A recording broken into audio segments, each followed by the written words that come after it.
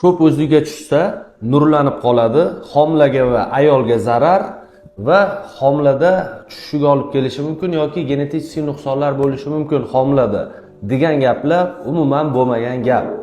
O'zi homilada 3 ta majburiy o'zi tekshiruvi bor. Bu birinchi skrining 11-13 haftalikda o'tiladi. Ikkinchi skrining 18-24 haftaligida. Uchinchi skrining bo'ladigan bo'lsa 30-34 haftalikda o'tkaziladi. Bundan maqsad nimada? Homilani yurak urishi qancha, suyaklar rivojlanishi yaxshimi, organlar yaxshi rivojlanyaptimi, tana vazni yaxshimi, tug'ma nuqsonlar yo'qmi? Shu maqsadda o'zi tekshiruvi o'tkaziladi va bu o'zi tekshiruvlarning hech qanday zarari yo'q. Yana qo'shimcha o'zi tekshiruv qilish mumkin. Masalan, homila testda chiqdi va HGC analizda ham chiqdi. 3-4 haftalik paytida o'zi qilsa bo'ladi.